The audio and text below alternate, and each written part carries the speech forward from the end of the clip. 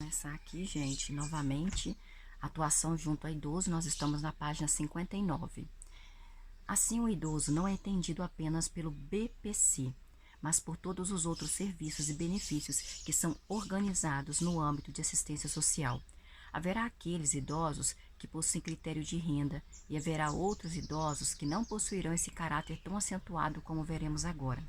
Assim, são constituídos como serviços a serem oferecidos no âmbito da assistência social, programas de atenção e integração às famílias, programa de inclusão produtiva e projeto de enfrentamento da pobreza, centro de convivência para idosos, serviços para crianças de 0 a 6 anos de idade que visem ao fortalecimento de vínculos familiares, o direito de brincar, ações de socialização e de sensibilização para a defesa dos direitos das crianças, serviços socioeducativos para crianças, adolescentes e jovens na faixa etária de 6 aos 24 anos de idade, visando a sua proteção, socialização e fortalecimento dos vínculos familiares e comunitários, programas de incentivo ao protagonismo juvenil e de fortalecimento dos vínculos familiares e comunitários, Centros de Informação e Educação para o Trabalho, voltados para jovens e adultos, Brasil 2004, página 36. Os centros de convivência para idosos são espaços que desenvolvem ações para tal segmento durante o dia. Os idosos não moram nesses espaços, como acontece nos acolhimentos institucionais. Já a proteção social especial, conforme dissemos, é destinada a famílias e indivíduos que se encontram em situação de risco pessoal e de risco social, por ocorrência de abandono, de maus tratos físicos e maus tratos psíquicos, abuso sexual, uso de substâncias psicoativas, cumprimento de medidas socioeducativas, situação de rua, situação de trabalho infantil, entre outras. Brasil 2004, página 37. Os serviços de proteção social especial são divididos em duas categorias: proteção social especial de média e alta complexidade. A média complexidade está relacionada a serviços que são executados junto a indivíduos que, além da situação de vulnerabilidade social, também experimentam a fragilidade nos vínculos comunitários, nos vínculos familiares. Já os serviços de alta complexidade são direcionados a indivíduos e pessoas que, além das situações de vulnerabilidade social, da exclusão que eles têm, também são vítimas de perda dos vínculos familiares e comunitários. No âmbito da média complexidade, temos os serviço de orientação e apoio familiar, plantão social, abordagem de rua, cuidado no domicílio, serviço de habilitação e reabilitação da comunidade de pessoas com deficiência, medidas socioeducativas como o aberto, prestação de serviços à comunidade, PSC e liberdade assistida, do LA Brasil 2004, página 34. O cuidado no domicílio destina-se a idosos e a pessoas com deficiência, mas são poucos os municípios que possuem esse serviço organizado no âmbito da assistência social. Já o serviço de proteção social especial de média complexidade apontados são os seguintes: atendimento integral institucional, casa-lar, república, a casa de passagem, albergue, família substituta, família acolhedora, medidas socioeducativas restritivas e privativas de liberdade, semiliberdade, internação provisória e sentenciada, trabalho protegido, Brasil 2004, página 38. A partir de então, não se usa mais a denominação abrigo ou asilo, mas o atendimento integral, né? Não se usa mais a palavra asilo ou abrigo, mas usa-se agora a frase, né, para asilo, atendimento integral institucional ou acolhimento institucional, sendo ele destinado a uma série de grupos sociais, dentre os quais os idosos. Mas o documento destaca que o acolhimento só deve acontecer quando todas as outras possibilidades dentro do núcleo familiar foram esgotadas. Por fim, ainda dentro do âmbito da assistência social, temos um plano de ação para enfrentamento da violência contra a pessoa idosa. Nesse documento, é posto que o enfrentamento da violência contra a pessoa idosa resulta dos esforços do Conselho Nacional do Idoso, dos movimentos sociais organizados e também do governo federal. No documento, é importante o papel da Secretaria de Direitos Humanos no sentido de implementar uma política que coíba a ocorrência de violência contra os idosos. Mas essa secretaria não é a única responsável por isso não, visto que essa é uma responsabilidade partilhada entre os diversos organismos estatais. Como tal, o documento indica a necessidade de inserção do idoso em políticas e programas de inclusão social, ou seja, programas que facilitem a inserção social, cultural, econômica e política. Brasil 2005, página 68 do idoso. O texto ainda destaca que hoje no Brasil, 9,6% de nossa população é composta por idosos, o que equivale a 16,4 milhões de pessoas com idade igual ou superior a 60 anos de idade, para os quais se destinam as intervenções propostas. No entanto, o referido documento destaca com especial atenção o fato de que muitos idosos são vítimas de violências, inclusive as acometidas por seus familiares e entes próximos, ou por pessoas que deveriam ser responsáveis por cuidar dos idosos. Assim, esses idosos agredidos em seus direitos precisam de uma atenção ainda mais especial ou mais orientada, visto que nem sempre têm força para denunciar a violência que estão submetidos. Para os idosos, independente de pertencerem ou não a uma classe social elevada, são necessárias intervenções por meio da política social que os proteja da ocorrência dessas situações. Quando não há intervenção por meio de políticas sociais, pode haver como resultado um comprometimento ainda maior dos idosos, o que é também uma negligência com os direitos firmados no arcabouço legal do nosso país.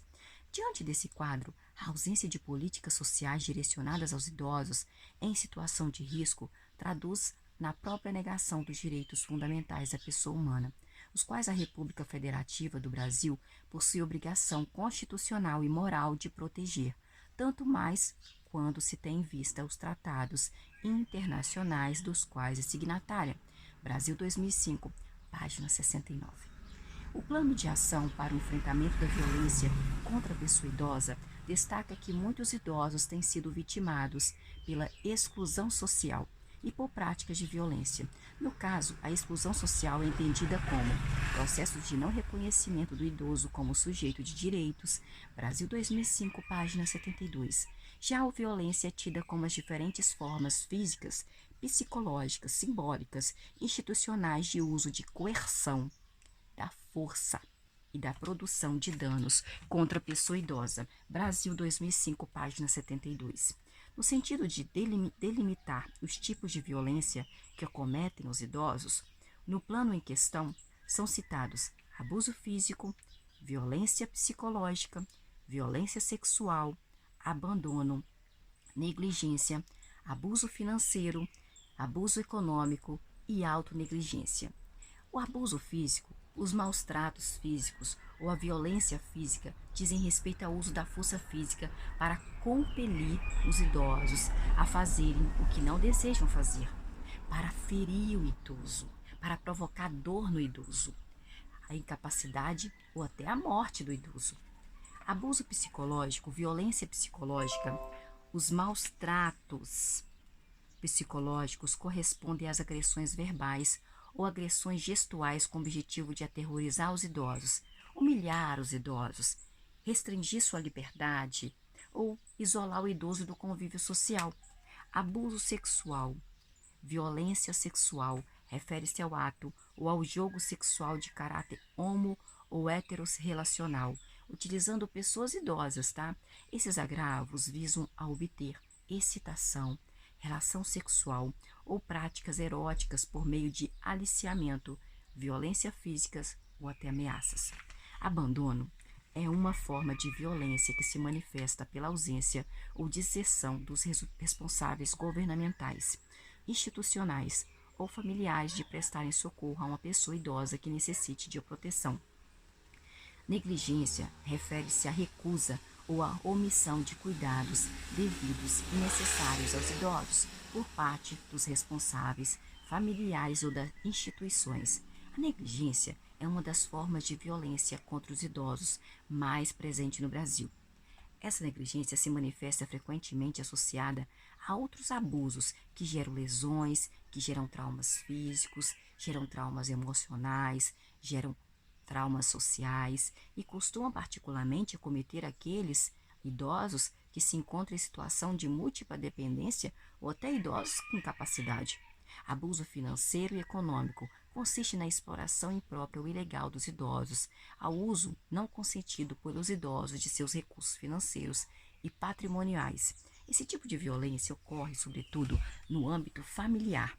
Autonegligência diz respeito à conduta da pessoa idosa que ameaça sua própria saúde ou segurança pela recusa de prover os cuidados necessários a si mesmo. Brasil 2005, página 74 até a página 75. Para o combate a esse tipo de violência e a exclusão social, foi elaborado o Plano de Ação para o Enfrentamento da Violência contra a Pessoa Idosa. O objetivo geral a ser alcançado é a promoção de ações para cumprir o que está disposto no Estatuto do Idoso e, com isso, enfrentar todas as formas de violência cometidas contra o idoso. Além das situações de exclusão social, o plano teria que ser executado por diferentes entes federados e colocado em prática no máximo até 2 anos após a multiplicação do documento. A multiplicação é a publicação do documento. O Plano de Ação para o Enfrentamento da Violência contra a Pessoa Idosa enfatiza a importância de se ter construído um sistema que informe a população sobre a responsabilidade da sociedade, da família e também do Estado, no sentido de garantir a proteção dos idosos. No sentido posto, segundo o documento, as ações devem acontecer em diversos espaços, sendo eles um espaço cultural, um espaço coletivo, um espaço público, um espaço da família, um espaço institucional. Em relação às diretrizes de ação, de acordo com o Plano de Ação para o Enfrentamento da Violência contra a Pessoa Idosa, tem-se, primeiro, o foco central da atuação deve ser a plena aplicação do Estatuto do Idoso, em que a legislação consagra o reconhecimento dos seus direitos e do seu lugar muito especial na sociedade brasileira. Segundo, o princípio básico de todas as ações do plano deve ser a garantia da presença e do protagonismo do idoso como proponente, participante, monitorador e avaliador das diversas instâncias. Terceiro, as ações do plano devem ser realizadas dentro de um processo de descentralização e pacto federativo e de intersetorialidade. Quarto, o plano de ação deve ser acompanhado e avaliado desde o início de sua implantação, para que seu monitoramento garanta a facilidade das propostas, correção de rumos e sua continuidade. Brasil 2005, página 86. Todas as ações em prol da proteção ao idoso buscam coibir a ocorrência de situações que tendam a resultar em algum prejuízo para o idoso. No âmbito da violência, é apontado no documento que no ano de 2002 morreram no Brasil 14.973 idosos. 14.973 idosos morreram em 2012 no Brasil. Entre eles, 65,76 idosos eram homens e 34,24 idosos eram mulheres. Segundo o documento, no ano de 2002, nós tivemos 41 óbitos de idosos por dia em nosso Brasil. As mortes são causadas por diversos fatores, mas é destacado que muitas dessas mortes são descritas como acidentes, além de homicídios e também de suicídios. Note-se, no entanto, que muitos acidentes acabam sendo descobertos como causados por outras pessoas, por terceiros, geralmente pessoas com as quais o idoso mantém contato e relacionamento. Observe a imagem a seguir. Nós vamos observar aqui. Felizmente, nem toda violência resulta em morte. O fato é que a consolidação de um sistema de proteção social forte, com várias políticas sociais atuantes, pode desenvolver intervenções preventivas para coibir a ocorrência da violência doméstica, assim como para evitá-la por completo. A política de saúde. A compreensão sobre as intervenções propostas na área da saúde são pautadas na Lei Orgânica da Saúde e na Política Nacional da Saúde da Pessoa Idosa. Iniciemos nossa discussão com a Lei Orgânica da Saúde.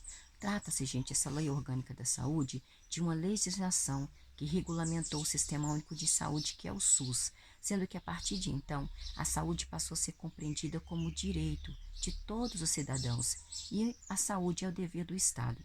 Além disso, a saúde passou a ser compreendida para além de um comprometimento no aspecto biológico, sendo entendida também como decorrente de descompassos na ordem psicológica. A grande maioria da população, né, da população brasileira, incluindo os nossos idosos, depende das ações do Estado para ter acesso a serviços na área de saúde.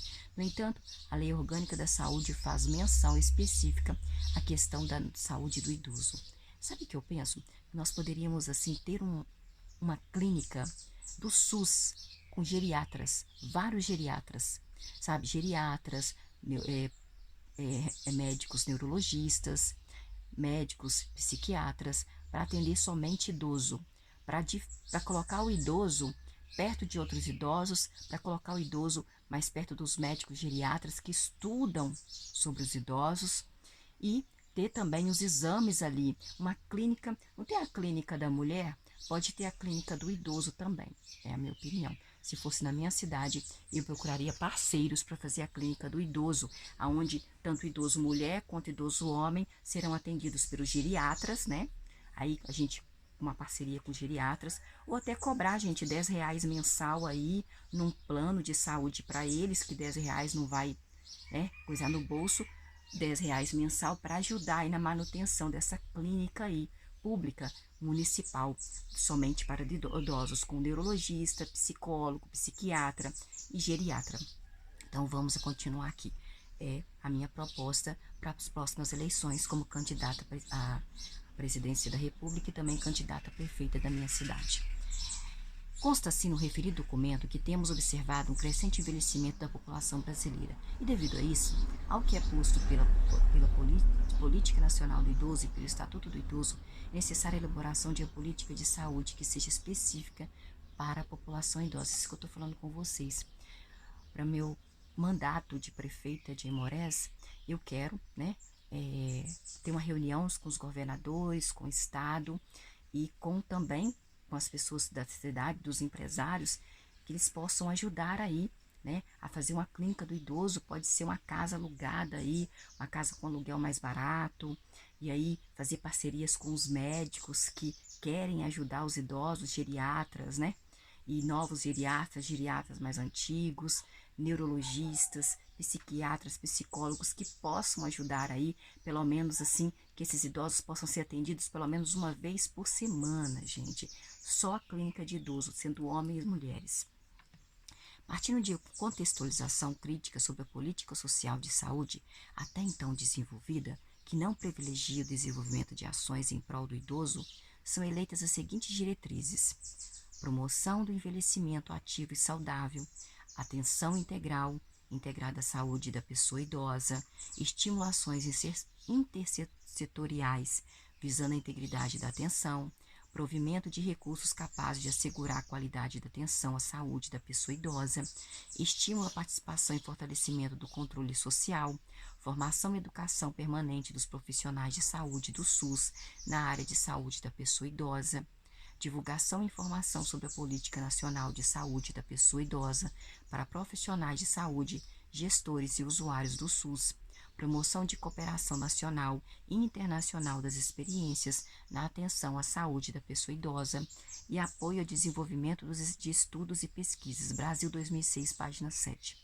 Por meio dessas diretrizes, seria possível que os idosos pudessem alcançar um desenvolvimento ativo, um desenvolvimento saudável do seu envelhecimento, o qual, segundo esse documento, para ser sadio, precisa que o idoso não seja cometido por tantas doenças, que consiga desenvolver suas capacidades funcionais e que tenha ainda um engajamento ativo na sociedade. Observa-se que a noção desse documento vai além da compreensão da doença como resultado de um aspecto biológico comprometido, entende como relevante a capacidade funcional do idoso, além de sua inserção social e comunitária. Consta que no âmbito do SUS deverão ser executadas ações de proteção social integral ao idoso, prestadas por meio dos serviços de atenção básica e de elevada complexidade. As ações devem ser organizadas de forma intersetorial e devem permitir que os idosos também participem da gestão da política de saúde.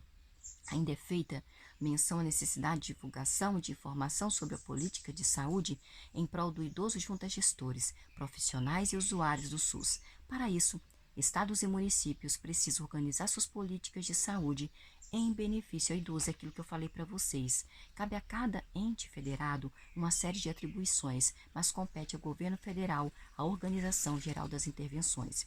No documento consta ainda a necessidade de realização de estudos e pesquisas sobre a saúde da população idosa, tanto para realizar o tratamento de doenças que acontecem, quanto para realizar a prevenção de ocorrência de determinadas patologias. Mas, e na prática, como isso acontece? Observamos que alguns programas que são constituídos para atender a população em geral e atendem prioritariamente aos idosos, mas são constituídos especificamente com essa finalidade, não são a finalidade só de um idoso. Tem que ter gente aqui na nossa cidade, na sua cidade, que beneficie somente os idosos, pelo menos uma consulta por uma vez por semana. Nesse caso, os serviços são organizados para atender a população em geral, mas não são específicos para os idosos. O comum é que os municípios organizem programas, projetos e serviços específicos para a população idosa. Atenção 2013. No entanto, há serviços que não são destinados a um contingente elevado de pessoas. É o caso do programa Melhor em Casa, organizado em alguns municípios, sobretudo naqueles de médio e maior porte. Nele, propõe-se o atendimento interdisciplinar na residência da pessoa atendida pelo programa e buscar-se reabilitar os idosos, pacientes em pós-operatório, pessoas com dificuldade motora e outros comprometimentos que não lhes permitam dirigir-se até os locais de prestação de serviço de saúde. Melhor 2013. O programa Melhor em Casa é custeado pelo governo federal, mas demanda contrapartida de estados e municípios. Os municípios, aliás, devem colocar pessoas responsáveis para acompanhar as ações da equipe. Cada equipe deve atender uma média de 60 pacientes e precisa ser composta pelos seguintes profissionais: médicos, enfermeiros, técnicos em enfermagem e fisioterapeutas. Melhor 2013. Melhor em Casa, a segurança do hospital no conforto do seu lar. Os demais programas organizados, conforme dissemos, são destinados a toda a população. O programa que mais se aproxima do público idoso é o que acabamos de mencionar, que é o Melhor em Casa, a segurança do hospital no conforto do seu lar. Não podemos afirmar que não há ações em prol do idoso na política de saúde, mas o que temos, em grande medida, é a intervenção organizada por cada município. Demonstra-se assim que, infelizmente, a prática ainda está distante demais das ações propostas na Política Nacional da Saúde da Pessoa Idosa. Conforme o título, sugere que a política de previdência social e o trabalho, nesse item estudaremos a política de previdência social e a questão do trabalho, iniciando com a ideia que se tem da previdência social. A previdência social não é uma política que se destina apenas a atender idosos. No entanto, como atua em grande medida com aposentadorias, com pensões, pode ser comprometida com a política social que está mais próxima desse segmento. No que concerne aos benefícios da Previdência Social, temos a seguinte: aposentadoria especial por idade, aposentadoria por invalidez, aposentadoria por tempo de contribuição, auxílios por acidente, auxílios por doença e reclusão, pensões por morte, pensões especial, salário família, salário maternidade e benefício de prestação continuada, que é o BPC. Como já falamos sobre o BPC, apontaremos apenas os benefícios que estão mais orientados aos idosos, que são a aposentadoria por idade e a aposentadoria por tempo de contribuição. A aposentadoria por idade é devida aos trabalhadores da zona urbana, desde que completem 65 anos de idade no caso do homem e 60 anos de idade no caso da mulher. 44. Falta muito, né? Já o trabalhador que reside na zona rural poderá requeri-las aos 60 anos de idade sendo homem e 55 anos de idade sendo mulher. Além disso, é necessário comprovar a realização de 180 contribuições mensais com o regime previdenciário. Já a aposentadoria por tempo de contribuição admite duas possibilidades: a aposentadoria integral ou aposentadoria proporcional. A aposentadoria integral demanda que o homem tenha contribuído ao menos 35 anos com o regime previdenciário e a mulher no mínimo 30 anos, com o regime previdenciário. Já a aposentadoria proporcional exige que se combine a contribuição com o regime previdenciário ao quesito da idade. Mesmo assim, o direito à aposentadoria está restrito àqueles que contribuem e não a todos os idosos. E mesmo os que possuem acesso à aposentadoria não têm certeza que conseguirão ter suas necessidades atendidas, mesmo em vista o valor pago pelos benefícios e o custo de vida no Brasil. Devido a isso, muitos aposentados buscam a colocação laboral após sua aposentadoria, o que nem sempre é possível, dado o preconceito que perpassa uma sociedade capitalista como a do Brasil, em que só é importante o que você consegue produzir. Há também uma considerável quantidade de pessoas que, após a sua aposentadoria, quando consegue outra ocupação, acabam optando por reverter a aposentadoria. Essa reversão ainda é atual e basicamente consiste na possibilidade de que o aposentado tenha um reajuste na aposentadoria com base em sua nova ocupação laboral. Veja essa notícia que eu vou ler para vocês. Comissão do Senado aprovado o projeto que dá direito à desaposentadoria. Eu querendo aposentar, eles estão querendo desaposentar. A Comissão de Assuntos Sociais do Senado aprovou nesta quarta-feira, dia 10, o projeto de lei que dá direito ao trabalhador de optar pela desaposentadoria. Dispositivo que permite ao aposentado que voltar a trabalhar atualizar o valor da aposentadoria, acrescentando ao benefício os anos de contribuição no novo emprego. O texto foi aprovado em caráter determinativo na comissão. O que significa? O projeto de lei que dá direito ao trabalhador de optar pela desaposentadoria. Dispositivo que permite ao aposentado que voltar a trabalhar atualizar o valor da aposentadoria, crescendo ao benefício de anos de contribuição no novo emprego. O texto foi aprovado em caráter determinativo na comissão, o que significa que não precisará passar pelo plenário no Senado, a não ser que algum parlamentar apresente recurso. Depois do Senado, a matéria precisa tramitar na Câmara dos Deputados para virar lei. De acordo com o texto aprovado, ao pedir a desaposentadoria, o trabalhador renuncia à aposentadoria antiga e, quando pedir a nova aposentadoria, o período que passou trabalhando a mais e a contribuição previdenciária no novo emprego serão levados em conta para atualizar o valor da aposentadoria. No projeto aprovado no Senado, ficou determinado ainda que o trabalhador que solicitar desaposentadoria não vai precisar devolver o que já tinha recebido da aposentadoria anterior. O STF autoriza o trabalhador que adiou a aposentadoria a ter benefício revisado. Para o autor do projeto, o senador Paulo Paim, do PT do Rio Grande do Sul, a medida, se realmente for transformada em lei, vai beneficiar 700 mil trabalhadores no Brasil. São trabalhadores que se aposentam e perdem metade do salário. Ele percebe que não dá para viver e voltar a trabalhar. Mais 1 ou 2 anos. Esse tempo pode usar para pedir revisão, afirmou o senador. De acordo com o INSS, há cerca de 70 mil ações à Justiça de trabalhadores que pedem a desaposentadoria. Desaposentadoria. A desaposentadoria é o ato de renunciar ao atual benefício para obter um novo condições mais favoráveis, mas só vale para quem continuou trabalhando ou trabalhou por algum tempo depois de aposentado. Ao fazer as contas anos depois, a pessoa percebe que seu benefício seria melhor se fossem consideradas as condições atuais. A desaposentadoria hoje não está prevista em lei e, portanto, não basta pedir revisão administrativa ao Instituto Nacional do Seguro Social, que é o INSS. Atualmente, a desaposentadoria para o novo benefício só pode ser pedida pela via judicial. De modo geral, quem pede a desaposentadoria é o segurado que se aposentou mais jovem, com benefício proporcional.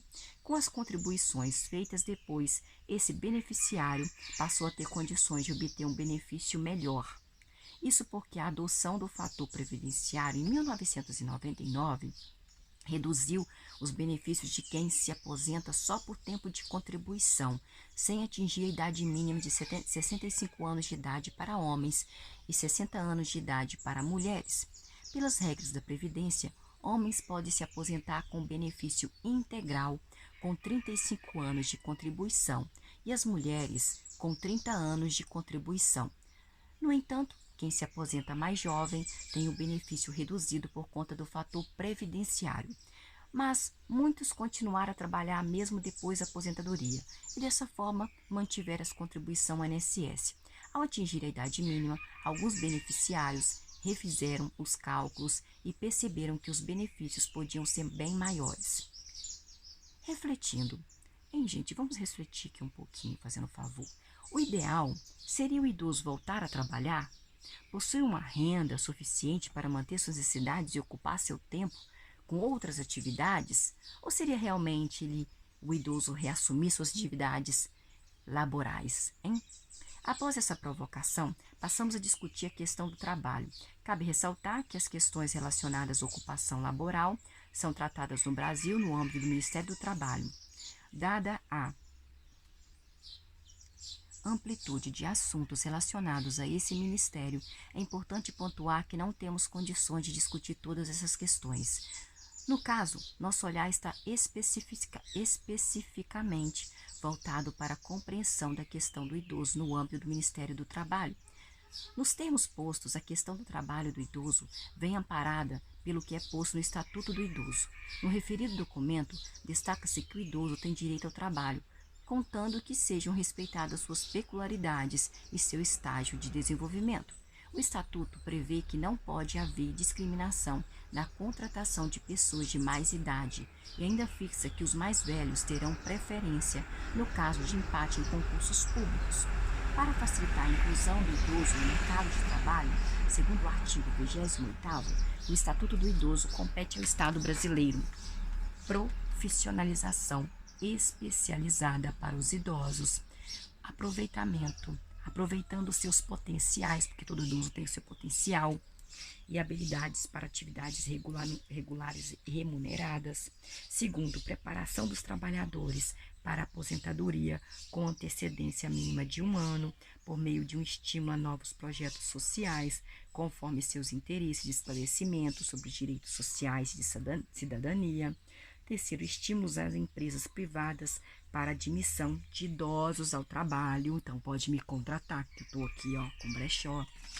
No entanto, muitas dessas ações não têm sido desenvolvidas pelo Ministério do Trabalho e no âmbito desse ministério não há programas ou projetos específicos para idosos. Por exemplo, os programas de profissionalização especializada não vêm sendo organizados pelo referido ministério.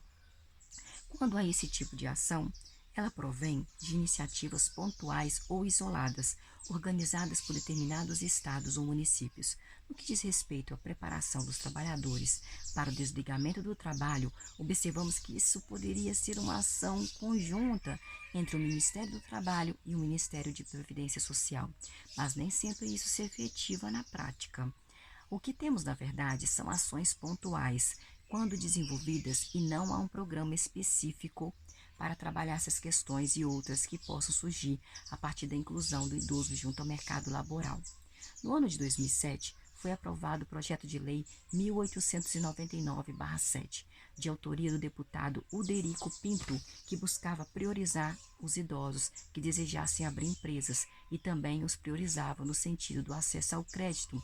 Assim, tal como essa intervenção, outras intervenções poderiam ser organizadas para cumprir o disposto no Estatuto do Idoso, mas infelizmente isso não tem acontecido. O mesmo aplica-se à questão do incentivo a empresas que contratam idosos, conforme podemos observar, considerando o Estatuto do Idoso, não há uma definição clara de quais seriam esses incentivos, e tampouco uma delimitação de que isso seria uma obrigação social da empresa. No Estatuto do Idoso, essa questão aparece como algo opcional. Dessa forma, ainda não temos um programa que provenha do governo federal, ou uma nova lei que regulamente o que está disposto no Estatuto do Idoso. Assim sendo, essas ações acabam dependendo da vontade de estatutos, da vontade dos municípios, da vontade da iniciativa privada. Como vivemos uma sociedade capitalista e preconceituosa, a inclusão de idosos no mercado de trabalho ainda é mínima, gente. Irrisória diante da grande quantidade de idosos de nosso Brasil. Assim, ainda há muito a se construir em prol da inserção laboral do idoso. Então, nós paramos aqui na página 70 e até a próxima.